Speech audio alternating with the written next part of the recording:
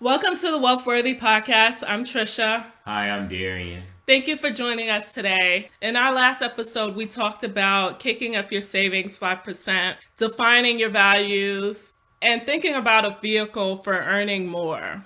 If you have not done so yet, what are you waiting for? It's time for us to level up. In today's conversation, we're looking to talk and push you towards dreaming big. Dreaming big means looking at the big picture. What things can we be doing that allow us to look at the big picture? You can start out by having a game plan, knowing what you want out of life, coming up with goals that align with your dreams, and taking the necessary steps to accomplish that, using your skills you've learned in your current role, also working on your personal development. Don't limit yourself. And what I say about that, meaning if it's something you want to accomplish, even if you don't succeed in the beginning, keep going, give it 110%. And also, don't limit your thinking. Always continue to believe in yourself. Know that you are the best you. Know that you are qualified for whatever it is you're trying to do. And I think for you, like we talked a lot about you wanting to own your own business and using your technical and marketing skills. That's a great way to begin thinking bigger, owning your own. But at the same time, you could be looking at opportunities to learn and grow in your current space. So if you think of an idea, regardless of how simple or complex it is, just things that you can be doing to change your industry or change the way that you do a certain process.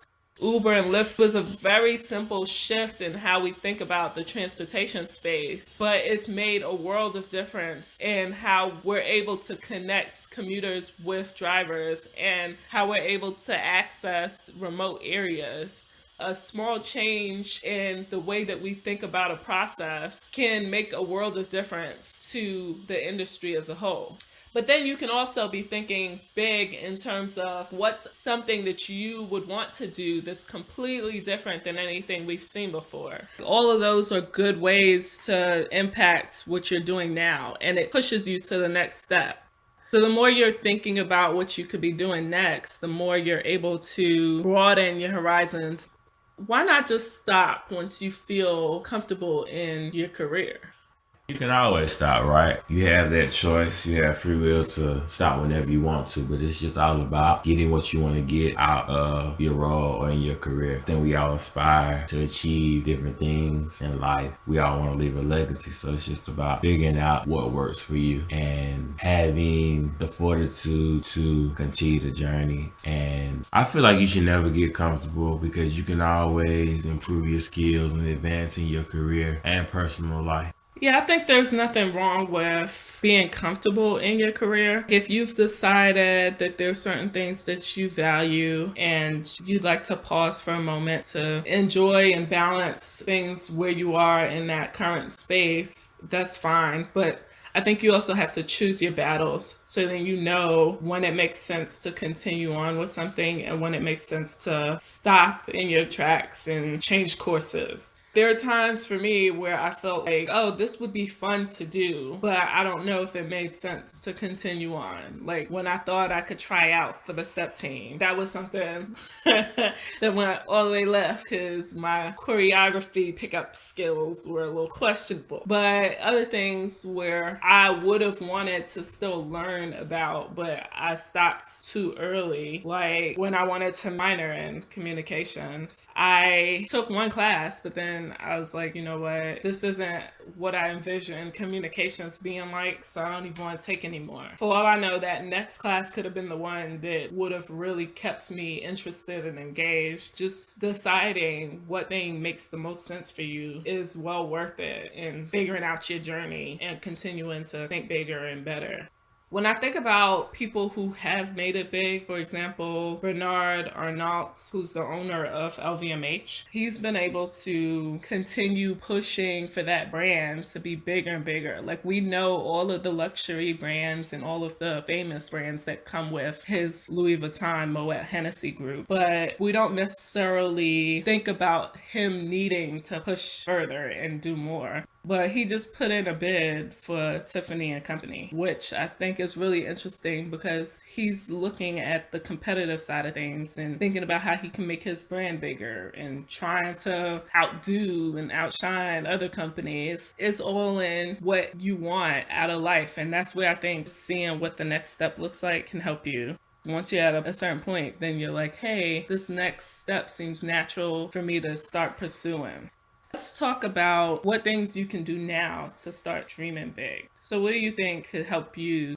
You have to have a plan of action, kind of knowing what you want, or at least having some type of blueprint or direction in which way you want to go with your life. And then just being able to not limit yourself in your thinking, no matter the circumstance, always knowing that whatever it is you put your mind to, you can accomplish. Yeah, I think having a plan is always a good way to go about your next steps. Because even if you have a strategy for what you should be doing or how to approach a situation, then it'll help maneuver you as you get through or get closer to the goals that you want. And definitely want to stick to the items that you're passionate about and the things that you do really well. For all of my jobs, I think about what can I do from the beginning that'll help me know and understand what I want to get out of it, which it has been a good approach for me and just figuring out the next natural progression. So how come some people are able to make it big and others aren't? That goes back to mindset, having drive, determination, no matter the circumstance, moving forward, always pushing yourself and stepping out of your comfort zone, doing things that you normally wouldn't do or doing the things that aren't as comfortable for you.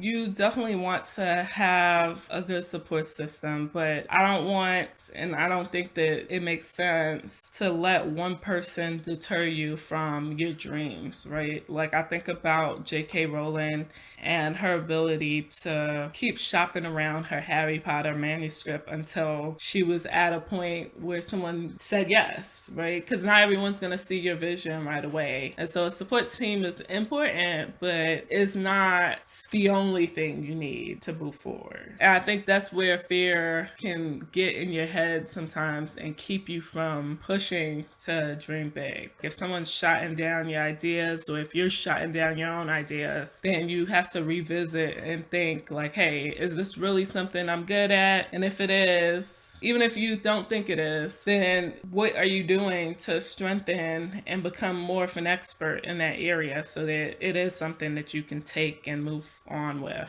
You don't necessarily need a full blueprint in order to make it happen. The next thing we wanted to talk about is whether you think that everyone has the same access to opportunities. I would say yes and no. Example, growing up as a child, I was able to take my first flight at the age of 10. So now as an adult, I'm used to traveling. So it's something that I was exposed to. So I had that opportunity. Where with other things, sometimes people don't always have those opportunities to do certain things. So they're not able to, they don't really know that certain thing exists. Yeah, exposure is huge. Just knowing that something exists allows you to see that it's a reality that you can take on yourself. But even if you're not exposed to something, like how do you find out about it? And a lot of that probably has to do with motivation. Learning and understanding something that's of interest to you to the point where you're able to become an expert at it, or you can figure out what kind of job opportunities exist related to those things. There's definitely advantages that people have when they are exposed to something early on, right? Like if you've seen something early, if you've seen a certain kind of career early, then you know that it's a reality that could happen for you. Do you think that dreaming big means that you need to make more money?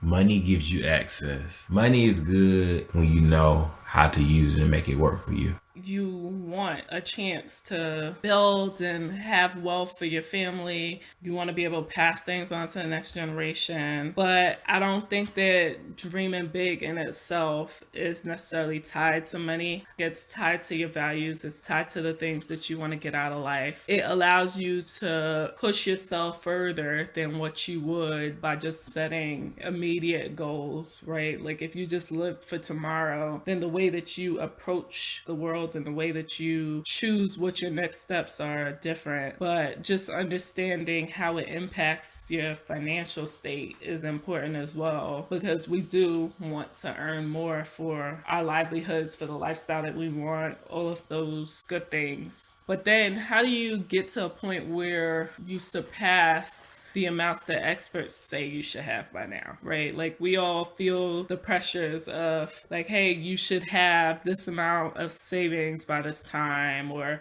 if you want to retire by the time you're 60 or 70, like, you need at least $1 million so that you can have a pretty moderate lifestyle. But then just thinking about how to track towards that. If by the time you're 30, you need one time your earnings in your savings accounts, how do you make sure that you're on track? Should you even be listening to the experts?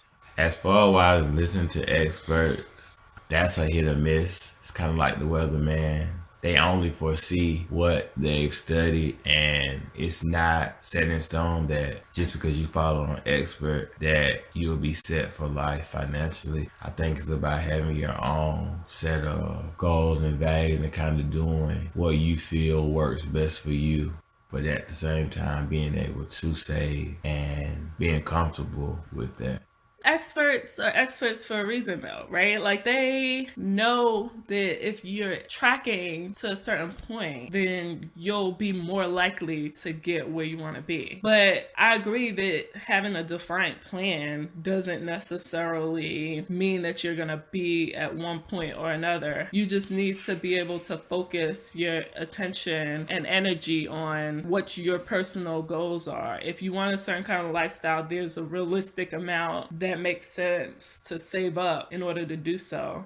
Savings is a big piece of it, where you do need to make sure you have enough to earn and do the things that you really want. But in order to get there, you have to come up with a good game plan. You have to do the research and know what things make sense for the industries that you're in. I would say that as you think about what your wildest dreams are, just try to determine who the top moguls are in the industry, including a few names that you don't know as well or you're not familiar with. So then you could think like, hey, what have they done well? How have they impacted the industry? And then what things could you personally do that would make your industry bigger and better? So then you're thinking about how you can be just as big or bigger, and what kind of skill set you need to get there. Because those are the type of thought processes that get you financially aligned with what your personal goals and values are.